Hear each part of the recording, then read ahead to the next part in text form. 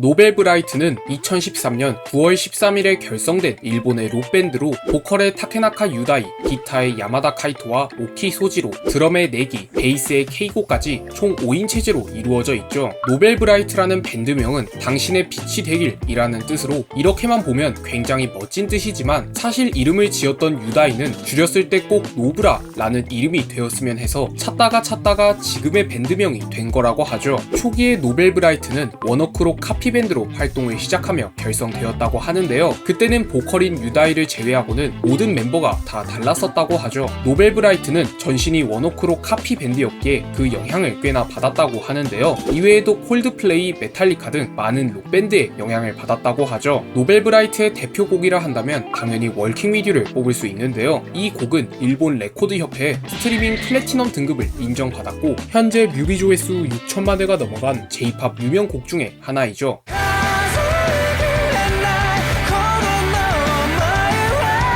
이렇듯 월킹 위드 유를 포함해 써니 드롭 등 맛있는 록 계열 음악도 많지만 사실 노벨브라이트는 유명한 발라드 맛집으로 달맞이 꽃은 노벨브라이트 유일의 조회수 1억 회 곡이며 아이토카 코이토카, 눈의 소리, 아이비 등 좋은 발라드 띵곡 또한 많이 존재하죠.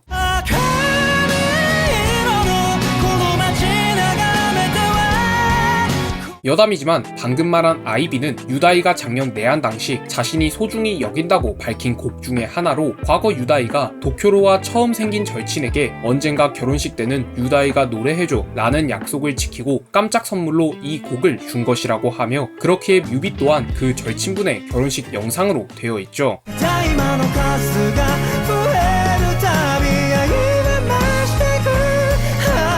노벨브라이트는 한국계 미국 아티스트인 에릭남과 콜라보 한 적이 존재하는데요. 그 곡은 바로 에브리웨어 고로 뮤비 또한 한국에서 촬영되었다고 하죠.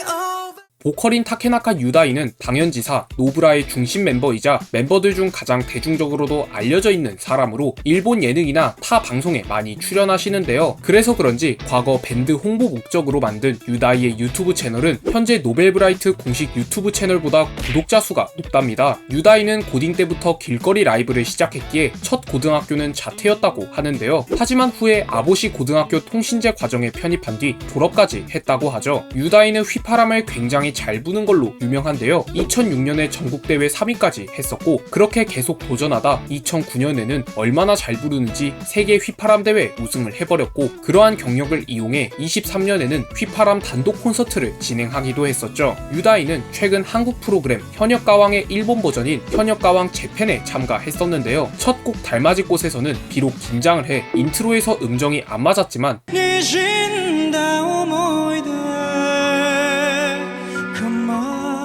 후반에서 그야말로 찢어버리며 역시 유다이라는 것을 증명하였고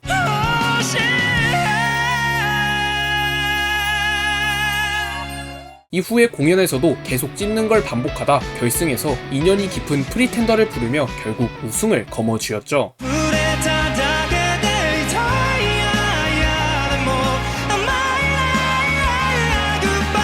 밴드에서 기타를 담당하는 야마다 카이토는 밴드의 연장자이자 리더 역할로 특이한 헤어와 패션으로도 굉장히 유명하신데요. 참고로 이러한 본인의 패션은 일본의 모델이자 배우이자 가수이기도 한 이케다 엘라이자의 영향을 받았다고 하죠. 이렇게 카이토는 특이한 헤어와 스타일 때문인지 라이브에서도 꽤나 눈에 띄는 멤버 중 한 명인데요. 그래서 그런지 한때 국내에서 J-POP 월드컵이 유행했을 때에도 아이토카 코이토카 라이브에 핑크머리 카이토가 보는 사람들의 시선을 상당히 쏠리게 만들었다고 하죠. 카이토와 마찬가지로 밴드에서 기타를 담당하는 소지로는 기타뿐 아니라 키보드도 다룰 줄 알기에 키보드가 라이브에 등장할 때면 보통 소지로가 담당하는 모습을 보여주죠. 소지로는 학창시절 스티브 바이의 공연 영상을 보고 감동해 기타를 시작해야겠다고 마음 먹었다고 하는데요. 후에 기타와 앰프를 구입해 교본을 보고 기타를 독학했다고 하죠. 소지로가 노벨브라이트에 들어온 계기는 조금 특이한데 과거 스텝으로 근무하던 스튜디오에 노브라가 연습을 왔었고 당시 구 베이시스트였던 유타로가 말을 걸어 점점 친해지다 이전부터 더블 기타 체제를 원하던 유타로의 요청으로 들어오게 된 거죠. 소지로는 작곡 또한 가능한데요. 팬들 사이에서는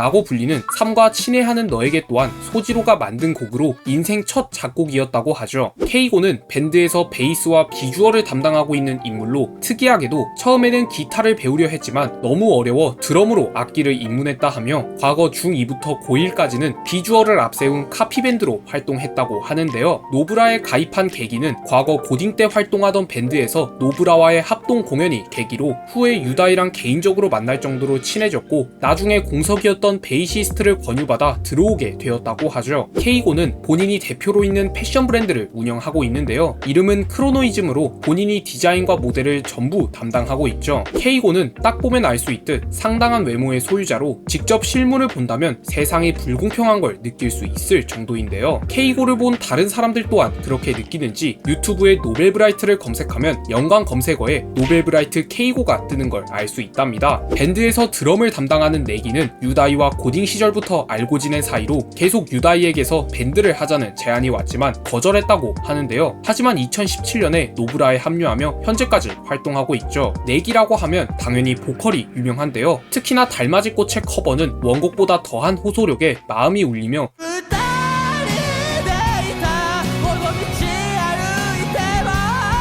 유다이와 함께하는 커버에서는 그의 부분에서만 뭔가 닿을 수 없는 애틋한 감정이 느껴지죠.